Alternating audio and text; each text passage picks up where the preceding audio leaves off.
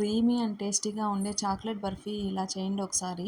So, dry fruits ఎవరైతే పిల్లలు డైరెక్ట్‌గా తీసుకోరో అలాంటి వాళ్ళ కోసం ఇదైతే చాలా యూజ్‌ఫుల్ అవుతుంది. సో, ఇది చాక్లెట్ అండ్ క్రీమీగా ఉండడం వల్ల చాలా ఇష్టంగా తింటారు పిల్లలు.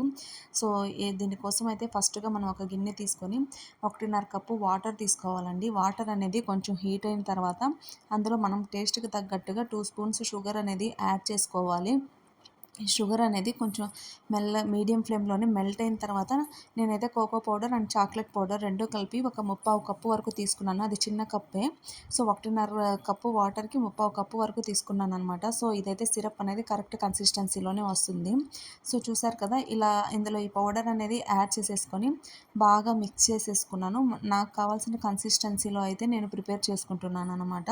సో, కొంచెం సాఫ్ట్ అండ్ క్రీమీగా ఉండాలి కాబట్టి ఇలాంటి కన్సిస్టెన్సీలో అయితే ప్రిపేర్ చేసుకున్నాను. చూడండి ఇలా వచ్చేసింది కదా! కొంచెం థిక్‌గా అయింది కదా! దీన్ని తీసుకొని పక్కన పెట్టేసుకొని, ఇప్పుడు ఇంకొక ప్యాన్‌లో పల్లీలు వేసుకొని వేయించేసుకుందాం. మరీ నల్లగా కాకుండా పచ్చి వాసన పోయేంత వరకు వేయించేసుకొని, తర్వాత పక్కన పెట్టేసుకొని, తర్వాత అదే ప్యాన్‌లో నువ్వులనేది యాడ్ చేసేసుకొని, ఇవి కూడా వేయించేసుకొని మిక్సీ పట్టేసుకుందాము. మిక్సీ పట్టేటప్పుడు ఒక 5 ఖర్జూరాలు కూడా విత్తనాలు తీసేసి వాష్ చేసేసుకొని అందులో వేసేసుకొని పౌడర్ లాగా చేసుకుందాం. మరీ సాఫ్ట్‌గా కాకుండా కొంచెం క్రంచీగా ఉండేటట్టు బరకగా వేసుకోవాలండి. అప్పుడే ఆ బర్ఫీ టేస్ట్ అనేది చాలా బావుంటుంది.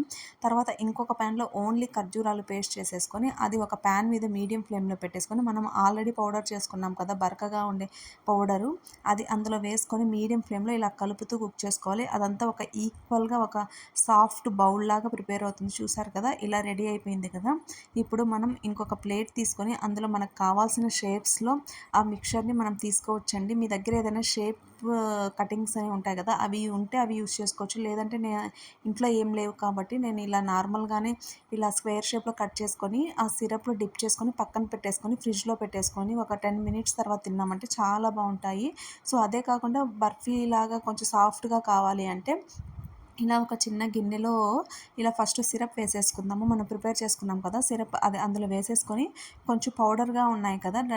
డ్రై ఫ్రూట్స్ అనేవి అవి అందులో వేసేసుకొని, తర్వాత మనం ఆల్రెడీ మిక్చర్ చేసుకున్నాం కదా! అవి కూడా యాడ్ చేసేసుకుందాము అందులో. యాడ్ చేసేసుకొని ఈక్వల్‌గా స్ప్రెడ్ చేసేసుకుందామండి. స్ప్రెడ్ చేసుకున్న తర్వాత ఇంకొంచెం అది సిరప్ ఉంది కదా! అది కూడా దానిపైన యాడ్ చేసేసుకొని డ్రై ఫ్రూట్స్ అనేవి యాడ్ చేసేసుకొని ఒక హాఫ్ అన్ అవర్ ఫ్రిడ్జ్‌లో పెట్టినట్లయితే చాలా అంటే చాలా టేస్టీగా ఇలాంటి మరిన్ని రెసిపీస్ కోసం ప్లీజ్ సబ్స్క్రైబ్ మై ఛానల్.